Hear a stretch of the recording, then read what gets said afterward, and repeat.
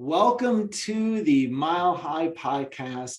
This is your host, Dr. Daniel Knowles, and thank you for being a listener to the Mile High Podcast, whatever channel you are listening, whether it be iTunes or Stitcher or YouTube or other social media platforms. Make sure to hit subscribe so you never miss any Mile High tick. And of course, mark your calendar to be at Mile High in June 2022, June 2nd to 5th. We look forward to seeing you there. Today, I am super thrilled to have on this episode the one and only Danielle Eaton. I've been hearing so much about Danielle for so long from many people. She graduated from Logan University with her DC degree in 2008, and she was on faculty at Logan, and she helped mentor so many students in creating their branding and preparing for their practice ownership. She's been coaching and consulting with other chiropractors now for 11 years, and she really focuses exclusively on such an important area that I have really learned that is vital, and so many people ignore it, which is supporting and empowering women in chiropractic to grow profitable practices without sacrificing time with their families. As someone who is the son of a chiropractor, my mom was, chiropractor, and being with her, growing up while she was in chiropractic school and married to a chiropractor, this is a subject that is very near and dear for me. That I know, particularly women chiropractor, but male chiropractors also struggle with that coordinating that balance in today's world. So, thank you, Dr. Danielle, for sharing your time with us today. Well, thank you so much for having me. I'm really excited to be here. Well, we're excited to have you here. Real quick, let's have people get to know you a little bit first. How did you find yourself in this chiropractic world? That is a really complex question, which is something that really should be so simple, right? I would love to say that I had a miraculous experience with chiropractic as a patient, but I didn't. I had only been to a chiropractor maybe a total of like 3 to 5 times before deciding to go to school at Logan. And the short story is basically that when I was an undergrad, I double majored in business administration with an emphasis in marketing and social work. And they were like two opposite ends of the spectrum. I wanted to find a way to put those two career paths and my education together into something that seemed to make sense. And chiropractic just was the thing. I found Logan. I've lived in Missouri my whole life. I looked at their website, read about chiropractic on the internet, and that was in 2002 or 3. And so there wasn't a whole lot available, but what I read about chiropractic made sense to me. And I was like, I think this is a way that I could own my own business and I can help people. So I'm going to do this. I'm just going to go to chiropractic school. I actually had been enrolled in a Master's of Counseling program. And the day that the classes were to start, I went to the university and I withdrew. And I just knew like that wasn't where I was meant to go next. So there was about a year between my graduation and then when I started school at Logan. That was just me like figuring out what I'm going to do next and working in retail management. And I kept running into people that I knew from high school or even undergrad who were going to school at Logan. And I was like, I'm getting all these signs everywhere about Logan. I guess I'm meant to be there. It seemed like a really crazy thing because I don't have any family members who are in healthcare. I definitely don't have any family members who are chiropractors. So it was a really big leap. I don't know that I understood for myself how big of a leap I was making at that time. I just kept getting the nudges and I followed them.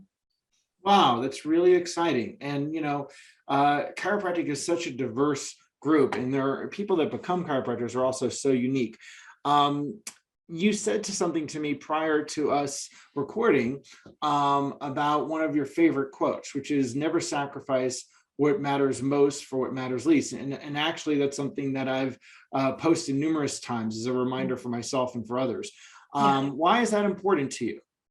Well, I have to give credit to my mentor at Logan, Dr. Landy Nelson. He taught me that phrase. He probably read it in a book or learned it from someone else. I don't know where it came from, but he really instilled that into the residents and interns that worked in his clinic with him.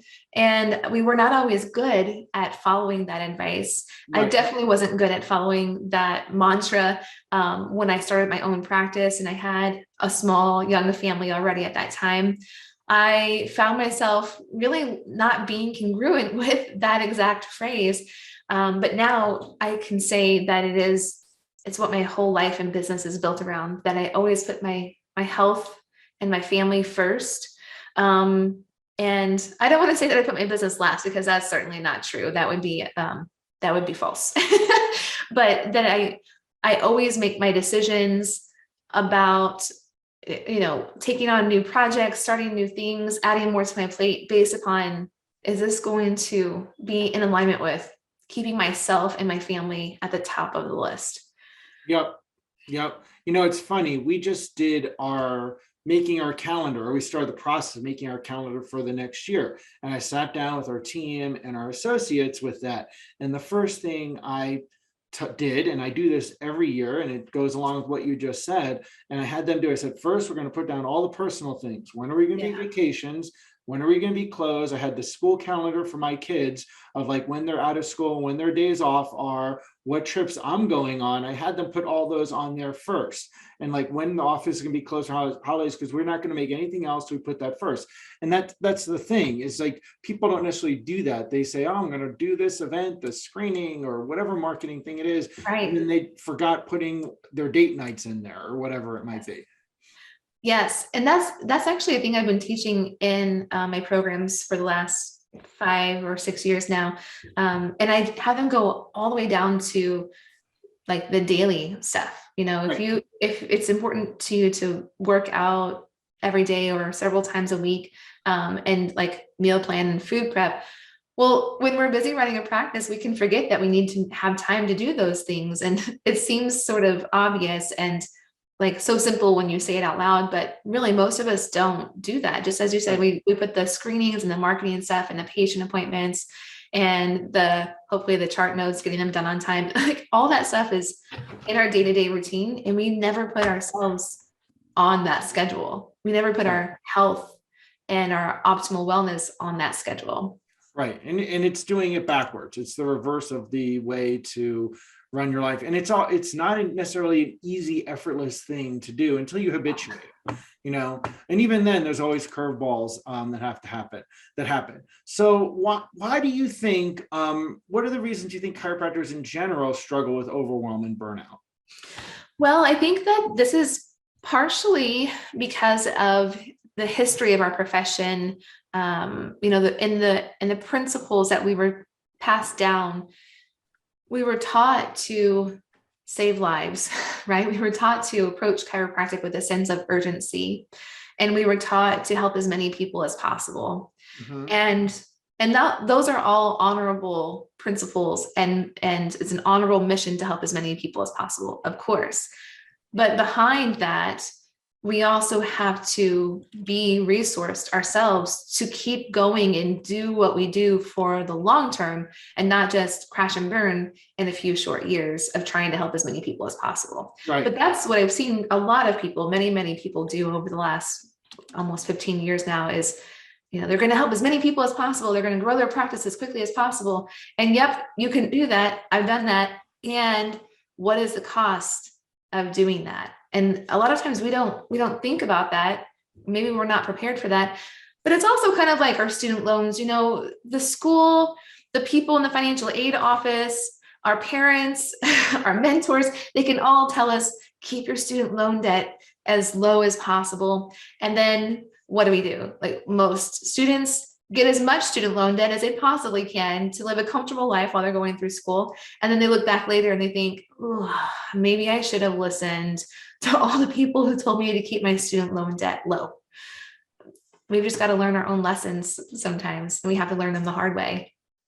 But yeah, I do think that it's a lot about what we've been passed down over the generations, over the last 130-ish years now. Like help as many people as possible. Yes. Right. Start with yourself. Help yourself. I love that. I love that. That would be a very wise thing to do. And, it's also that I say this often in health classes for my patients of the, it's almost stereotypical. When you're on the airplane, the mask comes down, you put the mask on yourself first, right? And people don't remember to do that in terms of being a healthcare provider. Right. Yep. And on top of that, we preach it to our patients, our practice members, our clients all the time, right? Oh, you need to take care of yourself. You need to put yourself first. You need to do this and that for yourself. You need to be here in this office getting adjusted more frequently, whatever it may be. And yet a lot of times behind the scenes, we're not really living in a congruent way with what we're preaching to people. Right. Yep, exactly. So do you have any tips or advice for chiropractors with families who have, or they may want to have children in the future or now, for how to do this better? I think it really starts with your belief system. And we all have different reasons why we might come into practice ownership with limiting beliefs, self-doubt, right? Whatever it may be, that can play a big role in what we think is possible. And so, for example, as we're talking about, putting your vacations on the calendar and doing that first before you plan out any of your screening events or marketing efforts for the year, some people will hear that and think, oh, that makes sense. Why haven't I never thought to do that before? And they'll just go do it. Right. And other people will go into the story that that's not possible for them. Sure, that works for you, but you have a certain level of privilege that I don't have, or I can't do that because I just can't make that work in this area. Or they come up with all of these limiting beliefs around why they can't do the thing that they want to do. Right. And so as long as those are there, we can apply all the strategies and all the tactics, but they'll only get us so far if we're not really looking at the internal dialogue that's going on.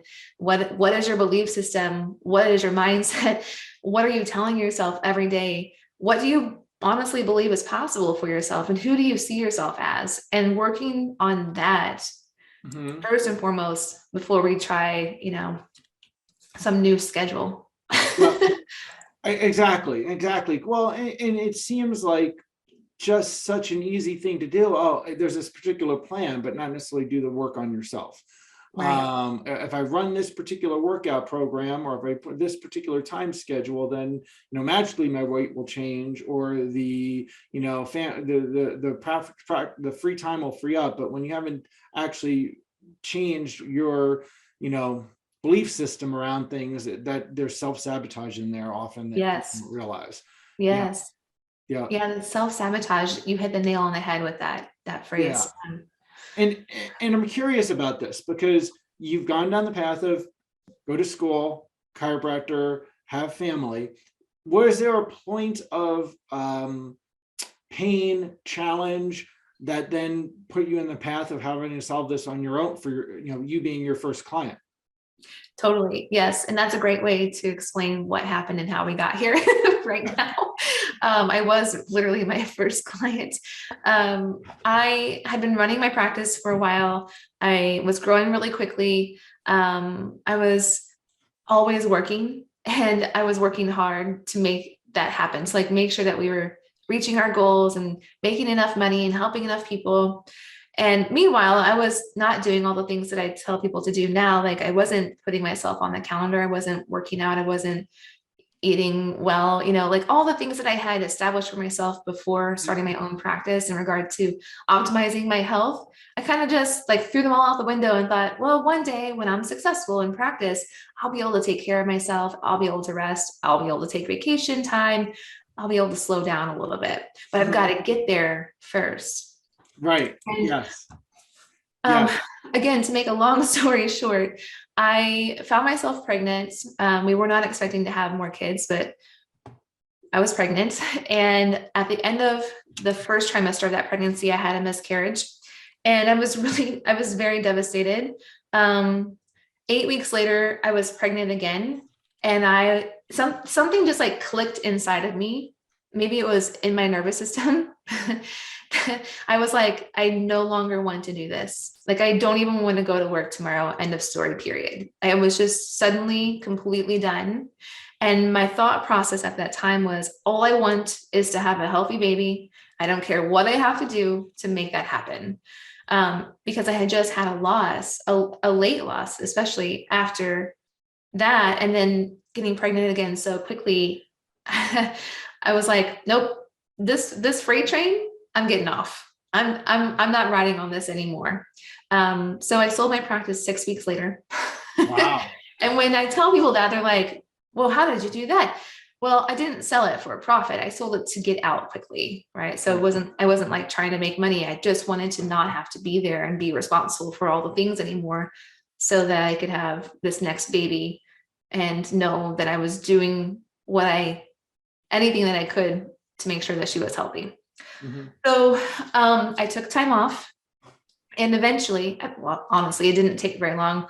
I was like, okay, so I'm going to start a practice again. What is it going to look like? How am I going to make this difference than it was the first time? Because there has to be another way. And I did that. I learned everything that I could from podcasts and books and YouTube channels, anything that was free, because I didn't have much financial resources to invest in at that time. Right. And I realized, it's really as simple as like making myself the priority. If I really focus on making sure that my schedule works for my family first, and that I'm not just chasing patients and dragging them through the door, but that I'm finding the right people that I'm excited to see on my schedule. Right. And I'm not participating in network, that's my nice way of putting it, with medical insurance companies, because I don't have time for that. I've got all these kids now. I just made sure that everything that I did the second time around was very intentional. Does this really have to happen? Does this make me feel good? Is this a 100% yes for me? And if it wasn't, I didn't do it. And you know what happens? This is the part of the story I love. In this second practice, I was profitable in this practice in less than 90 days. And I was working maybe like 10 to 15 hours in the office seeing patients. And I was working maybe 10 hours or so on marketing outside of that. Right. And I was like, what? How did I not realize that this was possible before? Like, I made it so much harder than it had to be. And I made it so much more stressful than it had to be. Right. And that was when I decided to start Aligned Women and really start focusing on helping more women in chiropractic, because I was like, I'm onto something here. This is amazing. My husband was also amazed, because he saw what I went through in that first experience with practice. And he was like, yeah, I don't know, that's really the best thing for our family. Maybe you should just stay home instead. And I was like, no, I'm not a stay-at-home mom. And I have all the respect in the world for women who do stay home with their families. I just have never felt that that was for me. I knew that I wanted to continue to be an entrepreneur, continue to help people through chiropractic. And so now here we are. Yep. And here's the thing. As chiropractors, we have unique gifts, and we also have unique needs that are tailored for the industry that we are in, and also that people, one size does not fit all in terms of just time blocking. Things are a little bit different in a chiropractic world, and we see the world a little bit differently. So This is a really good thing for you to help. And especially the female chiropractic world, but the men as well. What mistakes do you see people do in their marketing that in their practice that stops them from helping more people? The first thing that I'll say about this is that it's really obvious, and I get that when I say one of the biggest mistakes that people make in marketing their practice is doing nothing at all. And it's sort of like a badge of honor that some people wear when they say that their practice is 100% referral based. Well, that's great. But do you mean that your practice is 100%, you don't know where the next new patient is coming from? Or do you, do you have an active strategy that you implement that generates those referrals and they're consistent and steady and you're inspiring them in your existing patient population, right? Mhm. I think most people, when they say I'm 100% referral based, really mean they're not doing anything. They don't have an active strategy. They don't have a system in place that brings new patients to their practice. Right. And they're hoping that other people are going to grow their practice for Yep. them. Yep. Exactly. That's exactly right. So common. Yes. So common. Well, another factor to this too is, okay, this is my opinion. Not everyone will agree with me on this, but sometimes people don't do anything for marketing their practice because they feel that the public has a confused perception of what chiropractic is. And then they blame the schools and the state associations and the national associations for that problem. And they say, well, until we have a unified message, we are never going to be understood by the general public. Right. And that might be true to a certain extent. However, it is taking a problem that is your problem and putting it onto something else that's external to you. Now you're a victim to the associations not creating a unified message, right? And poor you. But you chose to own a business. If you own a practice, even if you're an associate in a lot of practices, you're responsible for generating new patients in the practice. If you chose that role, then it's your responsibility to grow that business. There's no other business that you would show up as the owner of and say, well, because the industry is so confused by the general public, I guess I'm just not going to do anything at all to grow my practice, to grow my business, right? And yet we've somehow taken on this thought process within chiropractic that like, oh, there's nothing that we can do that will make an impact. Right. We have to put the responsibility on an external system, in a sense, that may never actually create the unified message that we've all been asking them to create for decades. Right. Right. Yeah. And hey, there is importance to having a unified message of some aspects of chiropractic. And also there's an importance to having your practice stand out unique amongst other chiropractors, not in a way of putting them down, but to say that you have a particular focus or gift or area of how you help people that's different than the person down the street, which doesn't mean you're,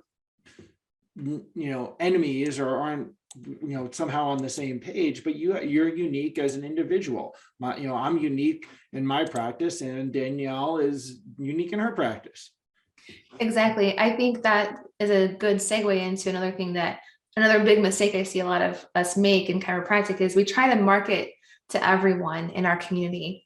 Mm-hmm. And I think that oftentimes comes from a place of scarcity. We feel like we're so desperate for patients, for new patients, that we need to market to everyone so that everyone understands what we do and everyone understands that chiropractic is for them. Unfortunately, in 2021, at the time that we're recording this, marketing doesn't work that way anymore. And it may have worked decades ago, maybe even as recently as the 80s and 90s.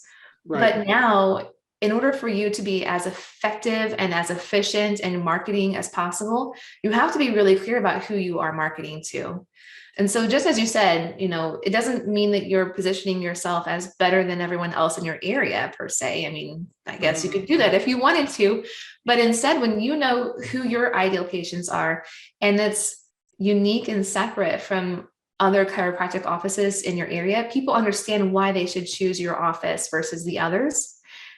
On top of that, it gives us more opportunity for collaboration, for referring patients to other practices, because if they're not the right fit for your office, they're probably the right fit for someone else's, and vice versa. Right. So it allows us to actually support each other rather than feel like we're competing for all the same people all the time. Right. Well, and there's no shortage of people with spines that need support and assistance. So there's it's not a limited pie scenario. So Yes. by any means. And actually that part of that thinking, one, that type of marketing of, well, as long as I have a spine and a pulse, I want them in. And then the overwhelm of wearing so many different hats in the practice and your personal life, especially now, because it's not the 1950s. It may have been different running the practices in the 1950s because life was different. Life, I mean, the internet, social media, websites, all the things relative to our business are very different than that era that a lot of the chiropractic marketing programs were, built on, and even techniques that then lead to burnout situations in practice, where you're giving the greatest, healing gift I know of on the planet, and then you're burned out and not serving people with your greatest gift. So what are some things around burnout and and around sustainability as compared to burnout?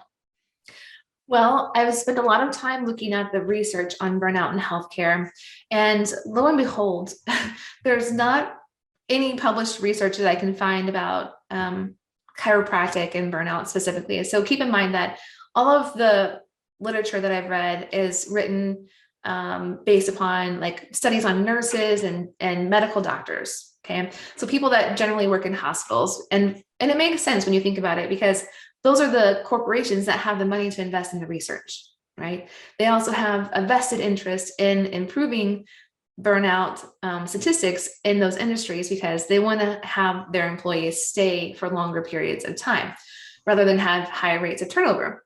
So I give that caveat then to say that the research is not very helpful in telling us how to prevent burnout and how to manage burnout, but it always comes back to two things: that you need to take care of yourself and that you need a community of support.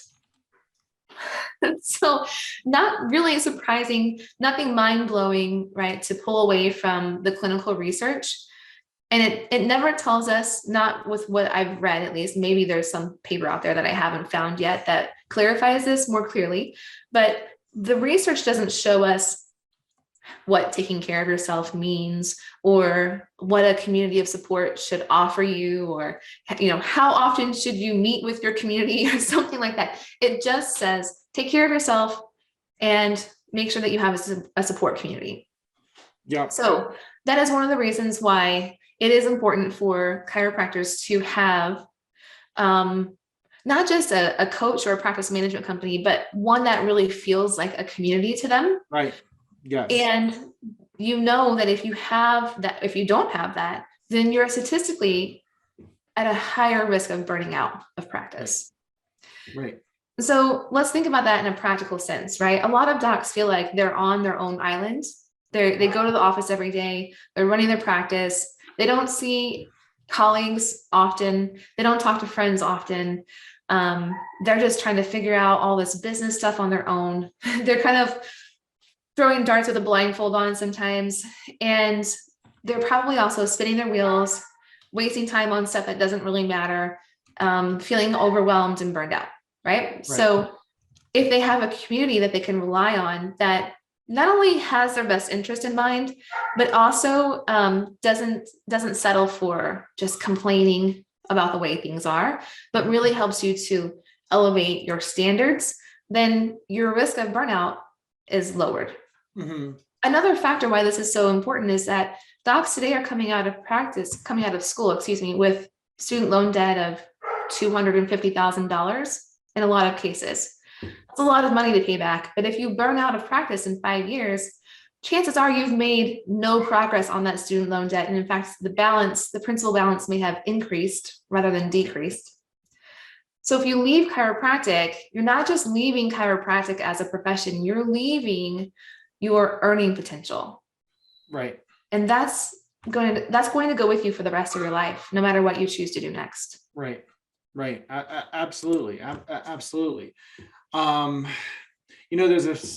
often say a paradox when I open many conversations. I teach a lot of programs, and there's what I think is a central paradox in chiropractic practice success is this: that you are the most important element of your practice. Absolutely. You, and not your carpeting, not your wallpaper, not your, CAs, but you. Right. And your practice is not about you, it's about serving others. And you have to find ways to better yourself, take care of yourself, be better clinically, better physical shape, have a better, happier life, so that you can be at your best in serving your practice members, because you're not going to be able to serve them well or do a great job for those people that are paying their hard-earned money and taking their time to see you if you're not in your best shape. So there's this paradox of taking care of yourself and also then blaming everything outside yourself for your lack of success, Right. which is an outside in thinking versus, knowing that it starts with you and taking care of you.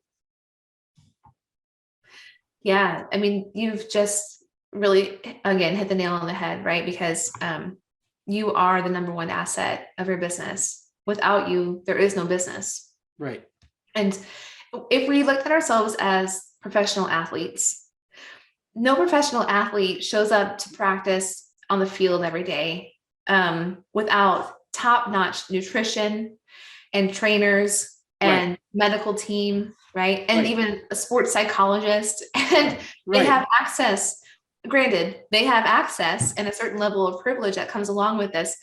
They have access to the best ways of taking care of themselves physically and mentally and emotionally and even spiritually. Right. They are the asset of the team, especially the starters or the MVPs or the captains of the team. Right. So if we took that same mentality and applied it to ourselves, think about what would you be doing right now? What would you be doing differently?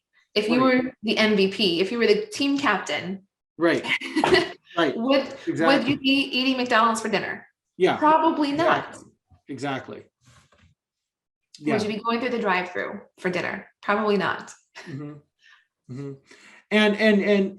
And they plug themselves into, they probably did that to some degree when they were in high school and they were in college and sports, but then when they get plugged into a professional level, they have playbooks for that. I'm not talking about playbooks on the field, but the playbooks off the field, and teams to do that to support them, because they're investing in that asset as a business, right? And they're going to plug them into their resources. And then people will have their own things that they invest into also, because they want to keep them, making money for the team, right? And so then we think as a chiropractor, we're the rugged individualist. That's a definition of chiropractors that you can find on Wikipedia, is that chiropractors are rugged individualists. But then we can do it all on our own without any kind of support. And it doesn't go as far, for sure.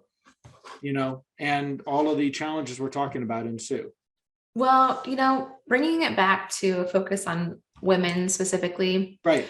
We struggle to ask for help and we struggle to let other people help us. But in the example of the professional athlete, it's a given that they're going to have access to all of this support staff. In the example of us as chiropractors, we don't have someone that's going to show up to our office or even our home and say, we really need you to improve your nutrition. We need you to get more rest, and we need you to really make sure that you're hydrated well every single day. You have to make these choices for yourself. When it comes to investing in coaching or practice management, no one's going to show up to do that for you. You have to make that choice for yourself. It can feel scary to do that because oftentimes it requires a big investment. And you might be thinking like, is this going to help me make my money back? It's almost as if you have to set all that aside. You have to set aside all the doubt and for a moment step into your future self, a future next level version of yourself, and ask that future version of yourself, who would you be right now? What would you do right now? And in most cases, your future next level version of yourself isn't going to say, you should really skip the gym more often. Like that's probably not going to be the answer, right?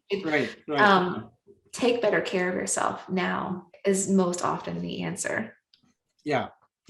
And Tony Robbins, one of the things he often says is, your quality of your life is directly proportional to the quality of questions that you ask. Yeah. And we often ask really poor questions. And if we can up level our questions, the answers we'll get will be better. So what are some of the resources that you offer? I think you said something about a course that's coming up, or training the app coming up soon. I do have a free class coming up in a week from the time that we're recording this. So when people are listening later, they'll be able to watch the recording of that class. We'll have it set up so that it's available for anyone to watch. Sorry, I just got so distracted. There was a cat outside my window carrying a mouse in its mouth. And I was like, oh, not a cat, but glad that it got the mouse. So we'll have that class available for people to watch at any time after they hear this podcast. It would be for the person who wants to grow their practice, but always hesitates to commit to that growth because they are overwhelmed. They're afraid they'll not be able to handle more. If that's you, this class is for you. Yeah, and if you want to catch that particular mouse, then this would be a great thing for you to do. And so where will people be able to find that? I know didn't happen yet. It hasn't. And you know what? I don't know where to tell them to go at the moment, but we can get you a link that we can share on social media, that people will be able to just click on and they'll find the class. And people can find you at drdanielleeaton.com, which we'll also put in the liner notes. So don't pull over and write it down if you're driving. We don't want to cause any subluxations. And certainly follow you on Instagram. So, in wrapping this up, reminding people that they're vital in terms of, if not the vital asset in their office, the number one asset, and to don't allow yourself fall into overwhelm. And we've all done it. I've done it. Danielle's done it. I will probably do it again. It will happen again. It's not a done thing, because there'll be more demands. One of the things that happens is, as you do more and accomplish more, new demands happen, and you have to grow into how to navigate those new instabilities that you didn't have before, which are all gifts. It's like what you get stuck at the level that you are if you don't solve those particular problems to get to the next level of gifting, and skill sets. So this is why, getting help with someone like Danielle is really powerful. What are any last thing that you want to share with people? I know you have a list of 36 marketing ideas too, but any last things that you want to share before we wind up? Yeah, I just want to let people know, that wherever you are right now, it's okay. It is, it's just where you are right now. And I know that it's inspiring to listen to other people share their stories, but it can also be frustrating because you might start thinking, gosh, why am I not there yet? What's wrong with me? What am I doing wrong? And in most cases, it's not that you're necessarily doing something wrong. It's actually just that you're doing too much. You're doing things that are not getting you a good return on your investment. And I think if it feels to you like it's really like the vision that you have for the success that you want feels really far away, that it actually isn't that far away. Even if it feels like it. And all you have to do is just keep holding that vision for what is possible for you, what's possible for your family, your practice, your community. And as cliche as it sounds, that is the most important thing that you can do, is you keep holding the vision for what it is you want, because without that vision, it won't happen. Right. Absolutely. Well, thank you so much for taking the time. And I really hope people, this is a major, it really is a major pain point in around the world. And I think more so in the last decade with the, and it's been a challenge in shown up in different ways through the history of humanity. But now with social media has really up-leveled that, because there's so many steps to, for example, putting content out for your office. that this is a unique pain point that really people need help with. That chiropractors didn't had the same challenges with in the 40s, 50s, even the 70s or 80s. Yes. So I'm really grateful you're helping people with this. And so I highly encourage people to circle back with Danielle. And also look forward to seeing everybody on Higher Ground in June. Be at Mile High. You can find out all the details at milehighchiro.org. And June 2nd to 5th, it's our 10-year anniversary. So it's going to be a very special celebration. And we look forward to seeing everybody there. And thank you so much for taking your time and energy being with us today, Dr. Danielle. Thank you. You're welcome. And keep changing spines, lives, and minds with chiropractic, and up-level your ability to take care of yourself so you can up-level taking care of everybody else.